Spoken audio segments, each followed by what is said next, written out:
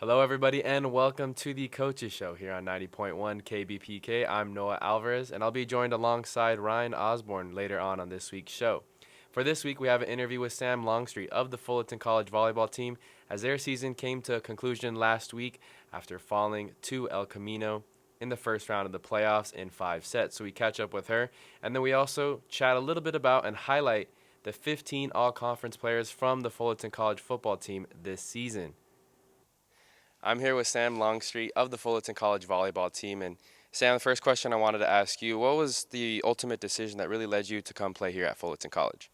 Um, when I went to Lakewood High School, my coach, he was also coaching with the head coach that used to coach here at Golden West Club, and they just connected right after because I had an injury my senior year. So after that, I didn't really have anything figured out for colleges I wanted to go to, so I chose here through that connection.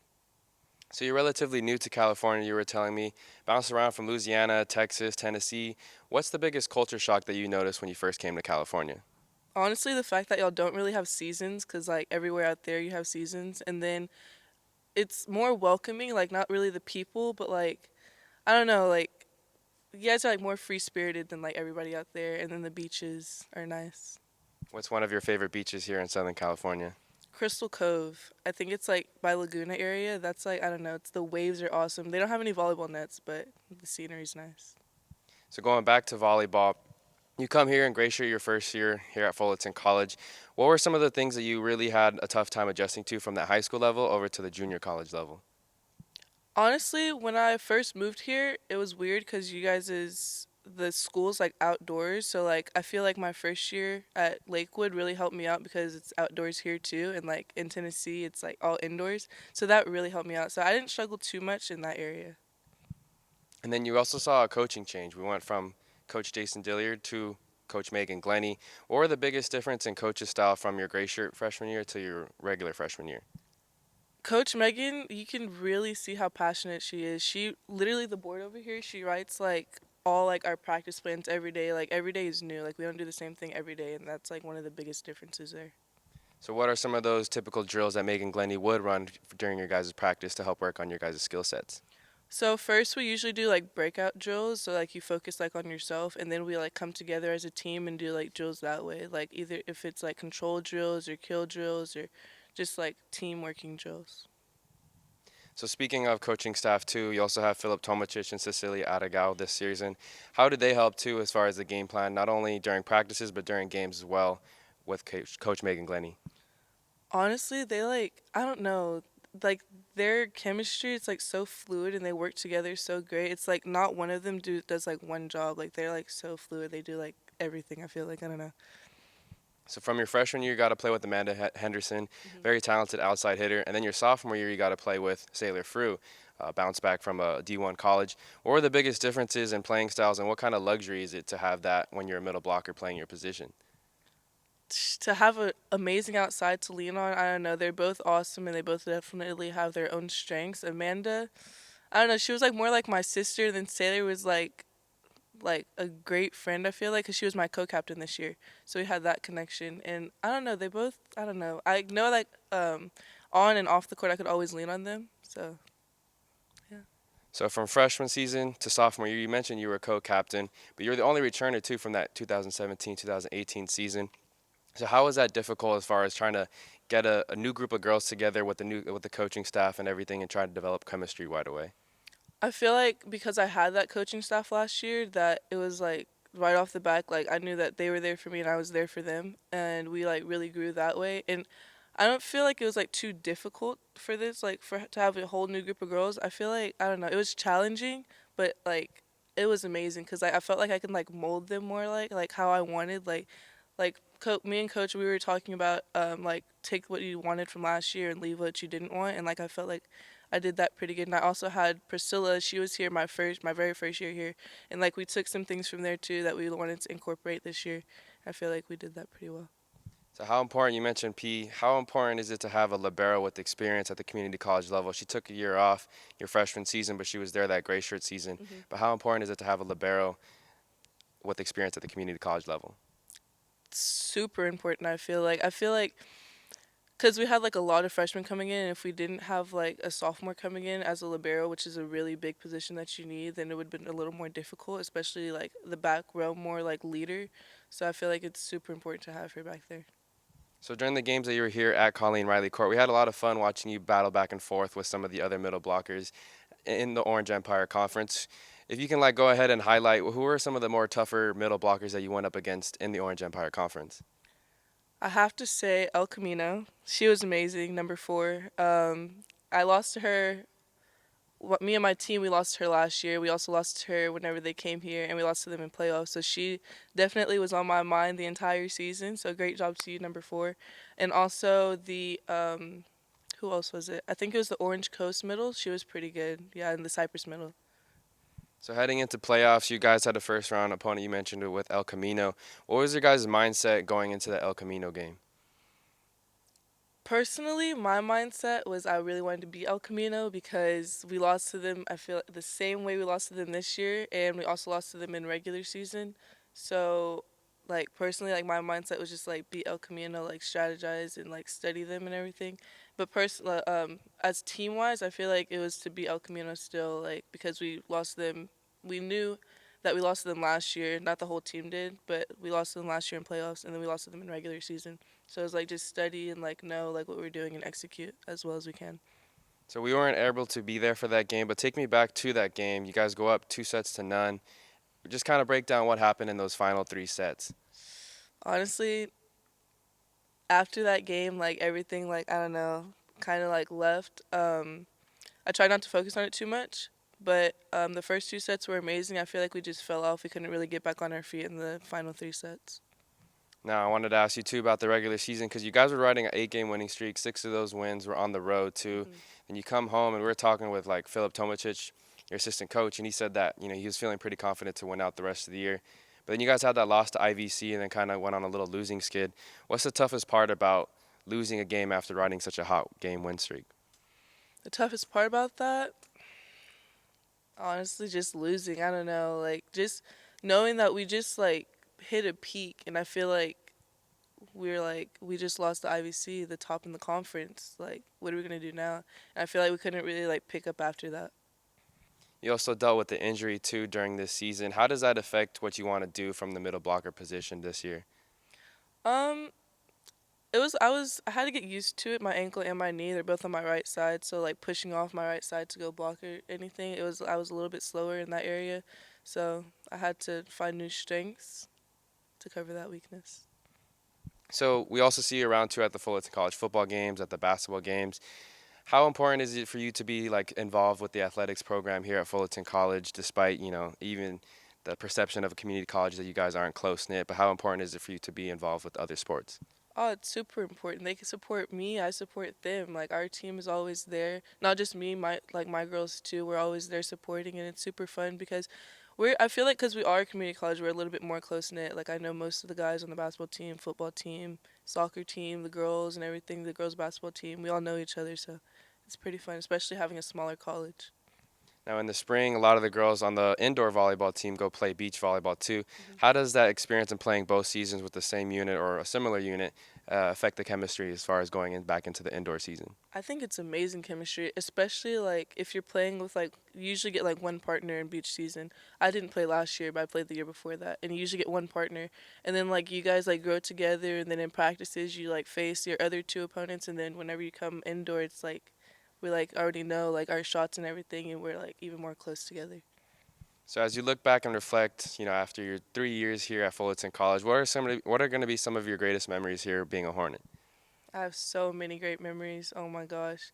I don't know, especially definitely like all 3 of my teams that I played with, even though I didn't play my first year, like every team, Lorena, Tarnay, and Juan. Oh my gosh, our athletic trainers, even the basketball coach, the soccer coach, the girls basketball coach, all the coaches, all the staff, all the friends that I met that don't play sports in my classes, the professors here, like everybody, honestly. I'm just so many memories. Because you bounced around so much during your childhood, do you plan on staying around here in California or do you plan on maybe traveling a little bit more and seeing more of the United States? I plan on staying to live in California, but I get bored kind of easily, so I'm definitely gonna go back home and visit family like as often as I can. But I don't know. I kind of want to. I got my passport, so hopefully I can go outside the U.S. now and travel. Any particular destinations outside the U.S. that you want to make you sure you cross off first? I think Puerto Rico, cause I have family in Puerto Rico, so maybe I'll go visit them, see what's up. All right, well, really appreciate your time. It was a lot of fun watching you this year, and best of luck in your future Of course. endeavors. Thanks so much, Noah. Yeah. Now we're going to transition from one all-conference player in Sam Longstreet over to some other all-conference nominees and in on the gridiron for the Hornets, as even though their season has come to a conclusion, they're still making news as 15 players from the Hornets team this year has made the Southern California Football Association's all-conference team. Of those 15 players, let's go ahead and start with Josh Tarango as he won the Defensive Player of the Year award, marking the fifth straight year that a Hornet has won the award and the third straight year that a defensive lineman has won the award. Now, Tarango, he was wreaking havoc in opposing backfields all season long, and he finished with 58 tackles, 18.5 tackles for loss, 11.5 sacks, 1 forced fumble, and 1 fumble recovery. Joining him on the defensive side of the ball in that first team all-conference is cornerback Xavier Steele, safety Jacob Jones, and linebacker Joe Christensen. Xavier Steele, who we had on week 8 of the coaches show, he was busy locking down opposing teams' best wide receivers all season, and he did a nice job with that. He finished second on the team with 58 tackles, 7 tackles for loss, 12 pass breakups. He was also making plays in the backfield as well as he finished with 2 interceptions, 2 sacks on the season. Now leading the charge from the back end of the Fullerton defense is safety Jacob Jones. He actually led the team with 68 tackles on the year. He also contributed with 2 interceptions, 5.5 tackles for loss, and 4 pass breakups.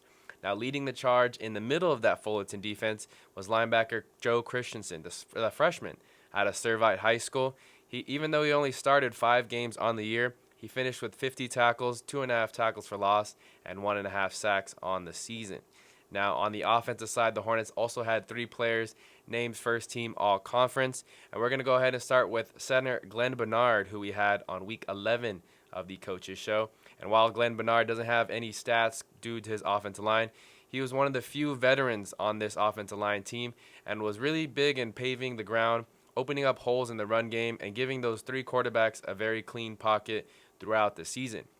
In fact, one of those big benefactors of Bernard's blocking is running back Brandon Rankins, who also happened to be named first team all-conference. Rankins finished the year with 464 rushing yards, 5 rushing touchdowns, 16 receptions, and 119 receiving yards on the year, as he did a little bit of everything for this Hornet offense. The bounce back from Utah University, making a lot of plays for this Hornet offense in the backfield. That other player to be named first team all-conference is wide receiver Hunter Ryson, and he only started 6 games on the season as he had his first game of the year back against Ventura Pirates, and he made a splash right from the get-go. He finished the year with 35 receptions, 573 yards, and 7 touchdowns on the season. He also averaged 16.4 yards per reception on the year in just 6 games, which is very impressive. Very hard thing to do, especially coming in halfway through a season like that. Now, the lone member from the special teams unit on this Hornets team this year to make first team all-conference is kick returner Kashawn Griffin. Kashawn Griffin broke the Fullerton College single-season record with 4 kickoff returns for a touchdown. He had 15 kickoff returns total and was 30 yards away as he finished with 702 kickoff return yards total, but he was 30 yards away from breaking the single-season record as well, so a huge part in that return game. Now, there were 7 players to make second-team all-conference from this Hornets team. And let's go ahead and stick with special teams. As place kicker, Alec Fonseca was named second-team all-conference. He finished making 9 of his 12 field goals on the season, 40 of his 43 PATs, and he was a big factor as far as doing pooch kicks, squib kicks, onside kicks, and doing whatever Coach Phil Awesome asked him to do this season and keeping kickoff return teams on their toes, not knowing what to expect from this kickoff unit. Now, on the defensive side, we'll go ahead and highlight the 3 players that made the second team all-defense, starting with Junior Wiley. Junior Wiley took over the starting position at the nickel linebacker halfway through the season, and despite only playing half the year, he finished with 42 tackles, 2 pass breakups, and 1 pass deflection. He also finished with 1 interception return for a touchdown in the big victory for Fullerton College this year against San Diego Mesa. Now, the other 2 players were a member of Coach Dave Robinson's very talented defensive line this season in Troy McDonald and sophomore Cameron Proctor. Now, Troy McDonald, the freshman, he started all 10 games at the defensive end position and finished with 28 tackles, 12 tackles for loss, 7.5 sacks, and 3 forced fumbles. And now on the inside of the interior part of the line, playing alongside Tarango all year long, starting 10 games, was Cameron Proctor. He finished the year with 40 tackles, 12 tackles for loss, 5.5 sacks, and 1 forced fumble, as all 3 of those talented players wreaked havoc on opposing backfields and provided a very solid group up front for Coach Robinson, Coach Brian Crooks, and the rest of that Fullerton defense. Now, 3 players from this Hornets office also got second-team All-Conference honors, and let's go ahead and start with the ringleader in Quinn Commons. Quinn Commons led the team with 2,071 passing yards, 19 touchdowns through the air, and finished with the completion percentage of 62.5%. He completed 164 passes on the year and only turned the ball over 8 times on the season. Now, one of Commons' favorite targets in the red zone or close to the goal line when the Hornets were in attacking distance is Kalen Nosif, and Nosif also finished with second-team All-Conference honors. He finished the season with 28 receptions, 10 of which were for touchdowns to go along with 447 receiving yards. He had a big 3-touchdown performance against Santa Ana College and the Hornets' 59-13 victory in the Key to the County game. And now that third player for the Hornets to get second-team All-Conference is tight end Spencer Owens. The sophomore tight end finished with 7 receptions, 77 yards, and 1 touchdown, but he contributed plenty in the run game as well, providing solid blocking on the edge, whether it was for the quarterbacks or for the running backs running the ball. Now we'll toss it over to Ryan Osborne, who will be taking over the rest of the Coaches Show. Thank you very much, Noah. And when you take a look at those all-conference teams, a lot of those guys played for postseason squads who are still in play. That's right, in the CCCAA, you still got the Northern California and Southern California championship that took place this last weekend. We're going to get the finals and the box scores to you in just a couple of moments. But when you look at the 4 teams who made the state, we'll say semifinals, overall, it's San Mateo, Modesto, Riverside City College, and College of the Canyon. So 4 different teams all trying to complete their season and possibly get a chance to play for the state and maybe even national championship if they're able to get so far. We start off in Northern California where Modesto and San Mateo would face off against one another. Now, Modesto was one of those teams that you could kind of say is a Cinderella squad. They came into the season, nobody had too big of expectations for them. I believe they were top 20 in the CCCAA standings and rankings to start off the year, but nobody really thought that they had a chance to do anything big in the entire state of California. Well, then week 1 happens, and they take on Laney, who was the defending champion, and they take down Laney with ease. Then they end up having a victory over City College of San Francisco, and all of a sudden Modesto, about halfway through the season, was ranked in the top 4, and they would stay inside of the top 6 the rest of the season, getting so high as number 3 in the rankings just about 3 weeks ago. So they end up making it through the first round after getting into the playoffs, and they face San Mateo.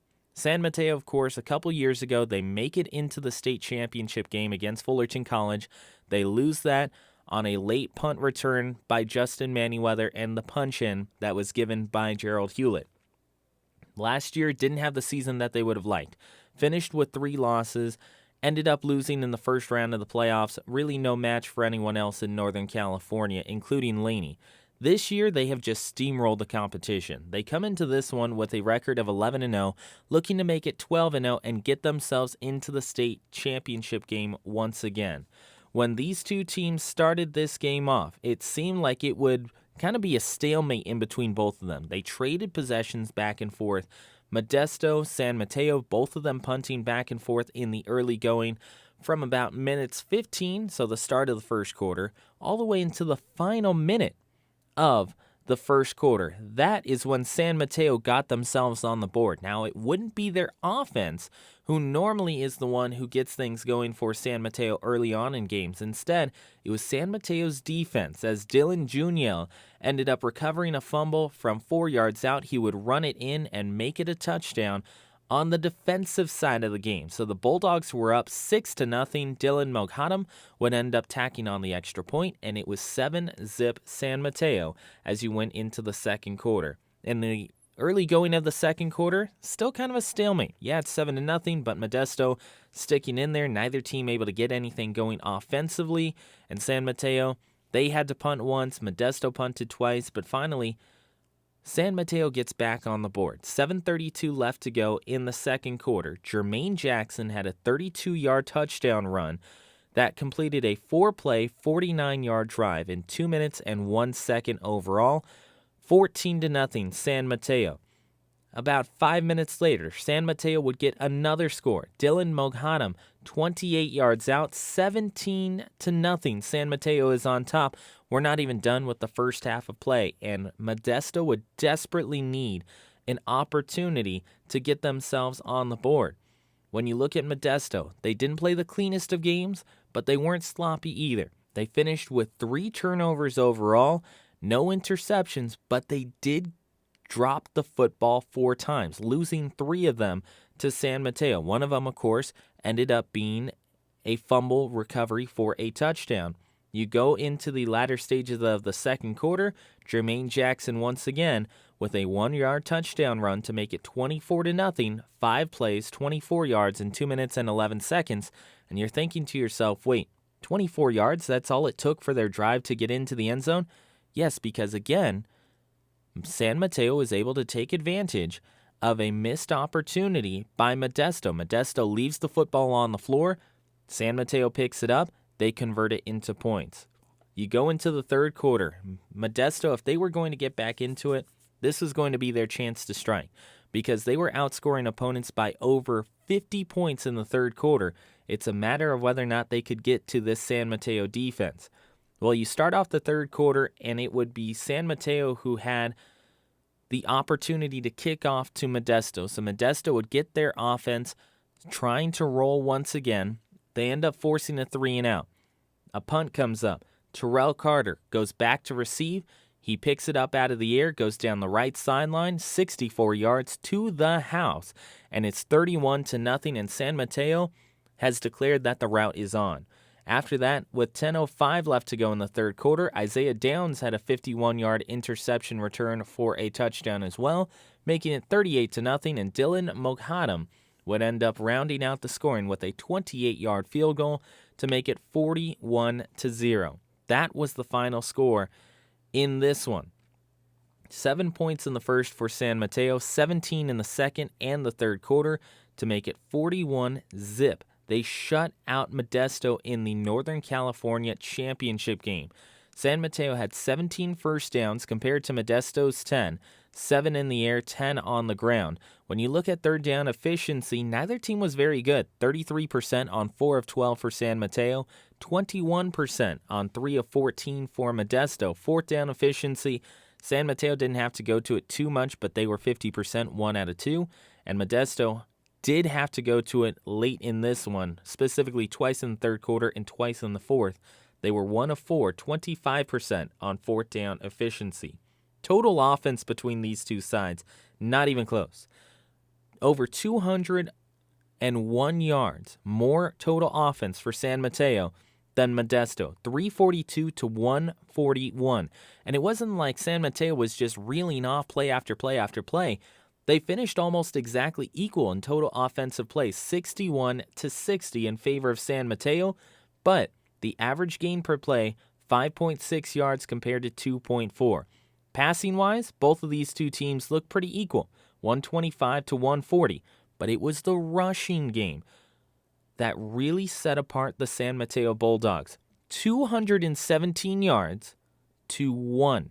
That's right. You're not misreading that or mishearing that. 217 to 1. No contest. San Mateo takes that. Overall, they end up averaging 4.8 yards per carry. And on the other side, Modesto averages 0. Brett Neves, 8 of 23 for 75 yards, a long of 18, and 2 picks. Danny Velasquez came in, was 4 of 8, 65 yards, zeros on the board. On the other side for San Mateo, 7 of 12 for Luke Bottery, 87 yards, no touchdowns at all. Jack Perry went 2 of 3 for 37 and a long of 22. Let's talk about that running game. On the left-hand side, you have Modesto, 9 attempts, 33 yards for Zaire Eugene, 3.7 yards per carry, a long of 8. On the right-hand side, Jermaine Jackson, Darrell Page, Luke Bottery, and Jack Perry carried the way for the Bulldogs. 77 yards, 62, 32, 24, and they were sensational. 2 different rushing touchdowns, one rushing touchdown and a return touchdown for Jermaine Jackson, and he led both teams in scoring. Dylan Moghadam finished 2 of 2 in terms of overall field goals and 5 of 5 in extra points. 41-0 was the final score as San Mateo took it to Modesto, and San Mateo will be playing in the state title game that will be taking place next week. We move on to Southern California, where Riverside had to take on College of the Canyons. College of the Canyons came in at 9-2.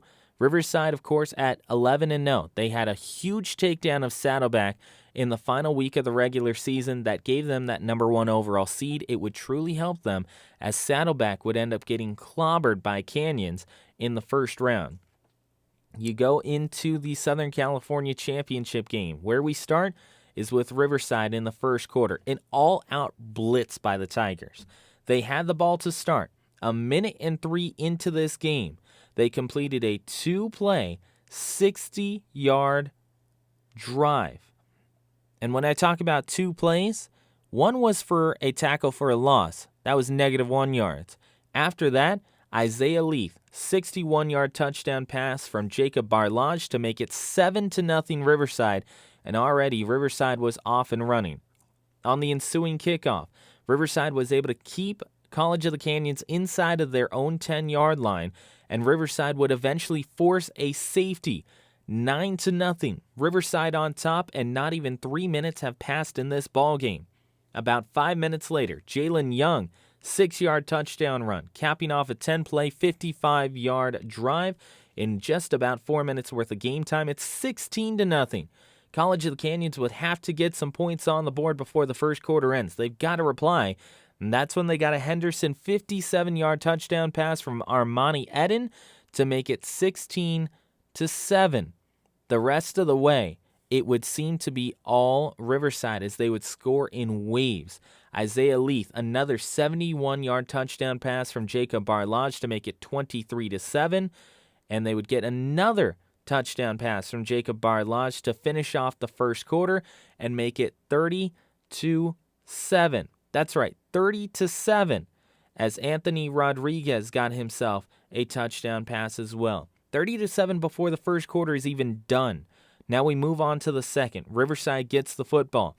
8 plays, 75 yards later, and 3 minutes and 37 seconds worth of a drive, Cameron Bosley runs it in from 1 yard out. 37-7 is the score. Giovanni Sanders, a 35-yard touchdown pass from Jacob Barlage, 44-7. And just before the half, Ricardo Chavez adds a 42-yard field goal to make it 47-7. No contest. Riverside City College was in thorough command of this one by 40 points before the half. Now, when you look at Riverside City College coming out of the half, they would have the opportunity to get back on the board as their defense had a huge play from Kobe Fitzgerald as he would force a fumble and recover it as well, bring it in for a touchdown, and it's 54-7. Canyons would get their second touchdown of the afternoon as Taquan Gilmore received a 57-yard pass from Armani Eden to make it 54-14. They would also follow that up just about 8 minutes later as Trevon Elliott received a 35-yard pass from Armani Eden to make it 54-21. But Riverside in the fourth, once again, getting back on the board. Jalen Bowens, a 98-yard interception return for a touchdown, 61-21 and 68-21 after Tyler Thomas ran it in from 2 yards out. Riverside City College, 600 yards of total offense. They were spectacular. 351 in the air, 249 on the ground. Jacob Barlage, 18 of 27 for 309, 4 touchdowns and a pick. Tyler Thomas, 94 yards and 1 touchdown as well. Isaiah Leith was really the MVP in this one. He finished with 4 receptions, 152, a long of 71, and 2 touchdowns as well. So Riverside City College is going to be moving on. They're going into the state championship game, and they will take on San Mateo. That is going to come up here in just a little bit, as it will be officially scheduled for Saturday the 14th in Bakersfield. That's going to do it for us here at the Coaches Show. We give it over to Noah Alvarez to wrap things up. That's going to do it for another edition of this week's Coaches Show. For Ryan Osborne, I'm Noah Alvarez. Thanks again for tuning in to another edition of the Coaches Show here on 90.1 KBPK and SportsNetUSA.net.